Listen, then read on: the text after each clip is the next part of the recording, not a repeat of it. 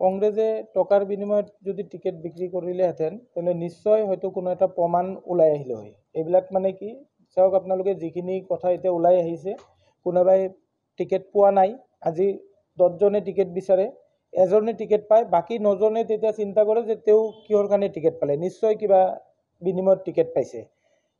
সেইকাৰণে সেইবিলাক কথা মিছা কথা, এইবিলাক কথা কংগ্ৰেছৰ দলৰ ভাৱমূৰ্তি বিনষ্ট কৰা কথা।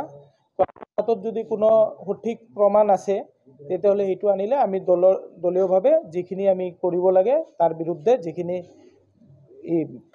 ব্যৱস্থা ল'ব লাগে আমি দলৰ পৰা ল'ম। নাই, বৰপেটা জিলাত আমি খুব এইবাৰ ধুনীয়া নিকাভাৱে আমি টিকেটবিলাক দিছোঁ আৰু আমি দৃঢ় বিশ্বাসী যে সকলো ৰাইজে এইবাৰ কংগ্ৰেছ দলক আঁকোৱালি ল'ব আগন্তুক পঞ্চায়ত নিৰ্বাচনত। নিশ্চয় বৰপেটা জিলাততো আপোনালোকে জানে যে আপোনালোকে বিৰোধী বুলি ক'লে বৰপেটা জিলাততো কংগ্ৰেছৰ বিৰোধী নাই কোনেও। বৰপেটা জিলাত হয়তো এইবাৰ ডিলিমিটেশ্যনৰ ফলত শাসকীয় দলে অলপ চেষ্টা কৰি আছে 2এটা সমষ্টি ল'বলৈ, কিন্তু যোৱাবেলিলৈকেতো বৰপেটা জিলাত কংগ্ৰেছৰ বিৰোধী নাছিল কোনেও। আমাৰ এই সৰ্ব সমষ্টিতে যোৱাবেলি ৰঞ্জিত দাস ডাঙৰীয়া ইয়াতে বিধায়ক আছিল, বিজেপিৰ ৰাজ্যিক সভাপতি আছিল, কিন্তু তেওঁ ইয়াতে নোৱাৰিব বুলি কিন্তু যোৱাবাৰ তেওঁ বজালিলৈ গুচি গ'ল।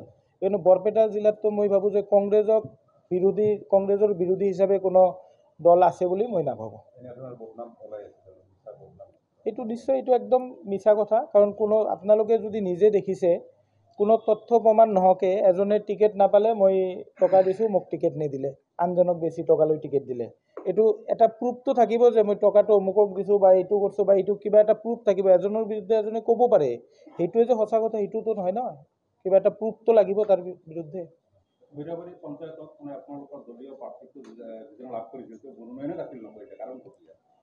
এইটো এটা ৰহস্যজনক অৱস্থাত আছে। আমি তাতে কাবেৰী চৰকাৰ নামৰ এজন মহিলাই আমাৰ দলৰ প্ৰাৰ্থিত্ব বিচাৰি আবেদন কৰিছিল যোৱা 10 তাৰিখে। তেওঁ আবেদন কৰি তেওঁ কাগজখিনিও ঠিক ঠাক কৰিছিল, কিন্তু হঠাৎকৈ মনোনয়ন দাখিলৰ দিনা তেওঁ অলপ আমাৰ দলৰ যিখিনি ব্যক্তি আছিল তেওঁক যাই যোগাযোগ কৰাতে তেওঁ অলপ এভইড কৰিল, তেওঁ ইগন'ৰ কৰিল আৰু তেওঁ মনোনয়ন দাখিল কৰিবলৈ যোৱা নাই। সেইটো এটা সন্দেহৰ আৱৰ্তত আছে যে যিহেতু কংগ্ৰেছ আৰু বিজেপি তাতে 2টা দলৰে প্ৰাৰ্থী, বেলেগ ইণ্ডিপেণ্ডেণ্ট বা আন কোনো দলৰ নাছিল, কংগ্ৰেছে যদি মনোনয়ন দাখিল নকৰে তাতে বিজেপি আনকণ্টেষ্ট জিকিব। সেইকাৰণে মই ভাবোঁ যে এইটো পিছলৈ আলোচনা কৰিলোঁ তেওঁলোকৰ লগত, আৰু বাকী আমাৰ যিখিনি কংগ্ৰেছ দলৰ কৰ্মী আছিল তাতে তেওঁলোকে গ'লে কিবা ভয় ভাবুকিৰ কাৰণে তেওঁলোকে মনোনয়ন কৰিবলৈ অসুবিধা হৈছে।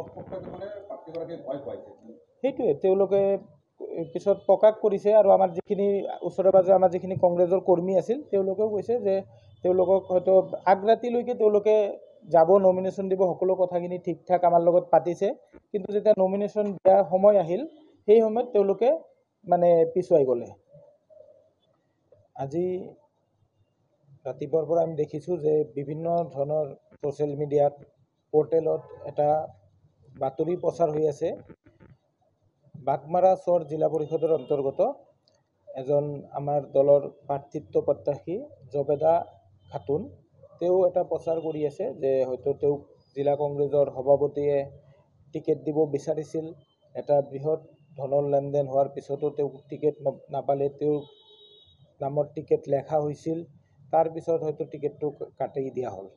এইটো এটা প্ৰকাণ্ড মিছা কথা, কাৰণ আপোনালোক সকলোৱে জানে যে তেওঁ যিখিনি টকাৰ কথা কৈ আছে এইটো তেওঁৰ হাতত কোনো প্ৰমাণ নাই, বা আমাৰ জিলা কংগ্ৰেছৰ কোনো বিষয়ববীয়াই, সভাপতিৰ পৰা আৰম্ভ কৰি কোনো বিষয়ববীয়াই তেওঁৰ লগত এই ধৰণৰ কোনো কথা বতৰা কৰা নাই। তেওঁ টিকেটৰ পৰা বঞ্চিত হোৱাৰ কাৰণে এইবিলাক তেওঁ কংগ্ৰেছ দলৰ ভাৱমূৰ্তি বিনষ্ট কৰাৰ কাৰণে তেওঁ এইবিলাক প্ৰচাৰ কৰি আছে।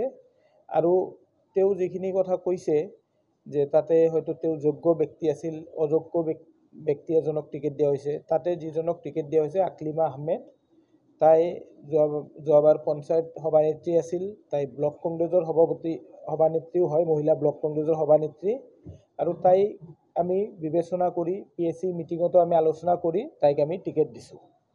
এতিয়া কথা হ'ল যে তাই যিখিনি কথা ক'লে যে তাই 16 লাখ টকা দিছে, তাৰপিছত তেওঁ টকাও ঘূৰাই দিয়া নাই, টিকেটো ঘূৰাই দিয়া নাই, আজি এইটো কথাই এটা সন্দেহৰ আৱৰ্তত আহে, কাৰণ কোনোবা ব্যক্তিয়ে যদি 16 লাখ টকা দিয়ে, আজি যোৱা 11 তাৰিখে টিকেট ডিক্লেয়াৰ হৈছে, আজি 13 তাৰিখ, তাই এই টকাখিনি কাৰোবাৰ যদি দিছেও ঘূৰাই নোলোৱাকৈ সেই কথাখিনি ভাইৰেল কৰিব নেকি?